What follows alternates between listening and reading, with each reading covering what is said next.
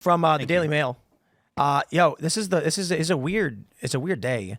No one believed Trump hotel shooter Jonathan Addy's bizarre Diddy claims until now. I'm just gonna tell you the story. This guy John Addy went into Trump Doral with the gun and a flag, ranting about something to do with Obama, Trump, and Diddy. Cops show up. For some reason, he gets into a shootout with the cops. He gets shot in the legs, arrested, and then he starts claiming he was a sex slave for Diddy.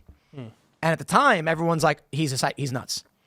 Well, apparently now they're releasing his NDA, which I think they have here in the Daily Mail. It's been reported he had an NDA with Diddy, which backs up the claims that he was doing untoward things. It also, here's the other claim this guy Johnny made, that Diddy's a cuck.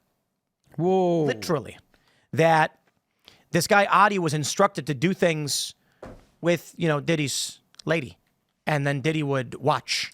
Sounds like Diddy's and he would enjoy it. A lot more than a cuck. Seems like he's a lot of things.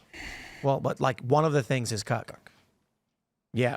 They say that this 100% gives a lot of truth and legitimacy to everything he was speaking about, said Addy's former wife, Tanya Troutwine. It definitely confirms the relationship and closeness between them. Johnny was a smart guy and he would have picked up on things. And the fact that Diddy even signed an agreement with him and didn't just write him off tells me that Diddy had some level of respect for him. This is so weird.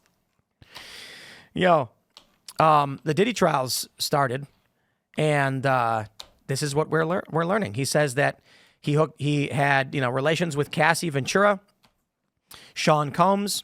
Basically, he would and tell me what to do to Cassie. I was like a sex slave.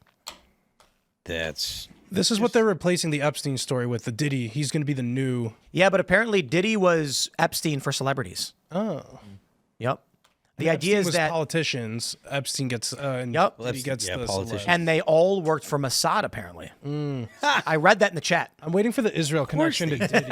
I'm sure his producer was Jewish. Yeah, I'm sure there were music Jews industry. involved. Yeah, I mean, look, there's plenty of Jews in the music industry, so there's plenty of blame to go around. Was your manager Jewish? My manager is Jewish. My business manager is Jewish. Guys that owned the label that I used to be on were Jewish, so I was surrounded by Jews. So that means that I'm, of course, being paid. Because the label was owned by Jews, I'm being paid by Jews. You know what I would say to those Jews who managed your band? What's that? Thank you for helping me learn about some great music. I have thanked them multiple times. So, this is obviously surprising because he went on to commit, that much more serious crime, but it should not be... Much more serious. Well, I don't know. Actually, Diddy's accused of a lot of crazy things, but he ended up committing a more serious crime after the fact. But it shouldn't be that surprising because, these are the types of people that criminals associate with. Other criminals with sketchy records. This is how a lot of cases are built. So the idea that him doing something bizarre later, it's a shooting, but he also has all these rants about all the people that he's connected to.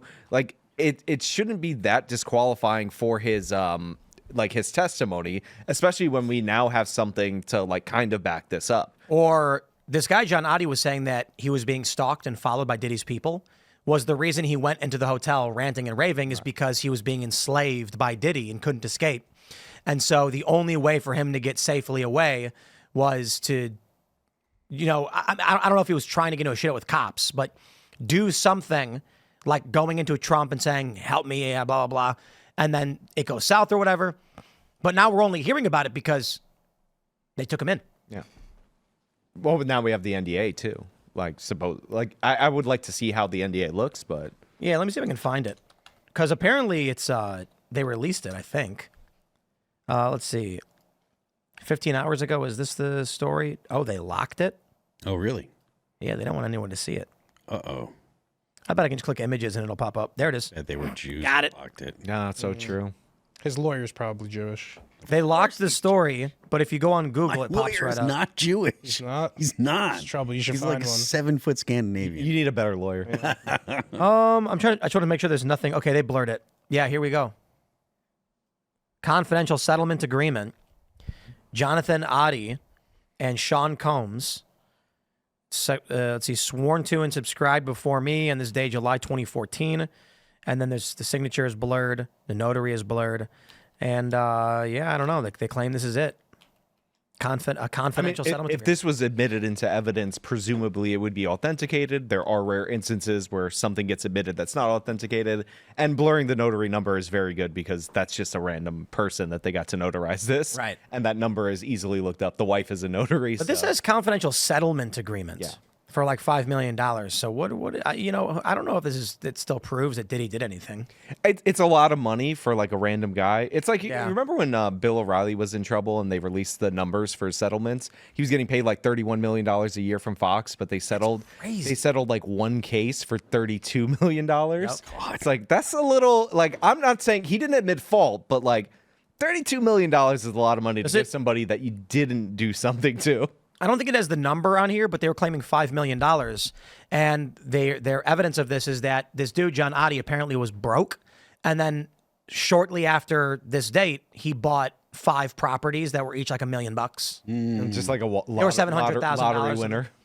Yeah, and he divorced his wife right away. And she said she thought it was because Diddy was going to pay him this money and he didn't want to give it to her. He didn't want to split it with her. That's depressing to me because $5 million, you should never go broke ever. Just invest it. Regular index funds, you could live off the dividends. You'd be fine. Average return 8% a year. That's $400K to live off of. Schmuck. I don't know. It's possible. Maybe 10 years ago, but the rate of inflation, the cost of property taxes. I don't know, man. Well, he doesn't need to be buying all these properties. That I get. Like you could take $5 million and probably set up a retirement fund and then live on a budget for sure. But you should just keep working.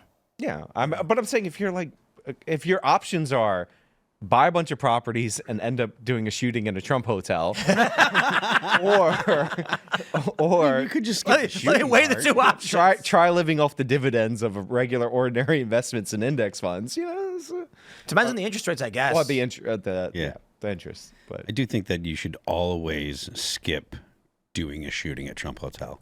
That should always. Imagine if instead he just bought Bitcoin in 2014 with $5 million. I mean, like people say, "Oh man, if only I could go back to 2013, 2014, buy Bitcoin." It's like, why don't you just go back to 2009 when you could literally just mine it on your laptop? Yeah. Before it was worth anything. Actually, I was reading something the other day. You could buy 1,000 Bitcoin for $1 in 2010. the first transaction on Bitcoin, I believe, was a pizza, which is about 10,000? $20, 10,000 Bitcoin. 10,000 Bitcoin for there's Bitcoin Pizza Day. I believe it's May 22nd. Yeah. But it was in October because they started running Bitcoin in January, and within the first year, it actually turned into a currency. I think if people did buy back then, they would have sold at 200. If they would have bought at 200, they would have sold at 1,000. Like, it's Some people did, yeah. But remember, if you bought 10,000 of them, right, and then you sell half of them at whatever $200, you're like, oh wow, but I imagine there were people that still had some left. Yeah, for sure. So, I know. What a weird day. Like all these stories coming out just right now. Oh, the very end of the day. Bannon was saying, I think it was Bannon said that by midsummer we should expect to see some arrests, like Trump administration corruption arrests. Do you think that's going to happen? He's sick. I don't know.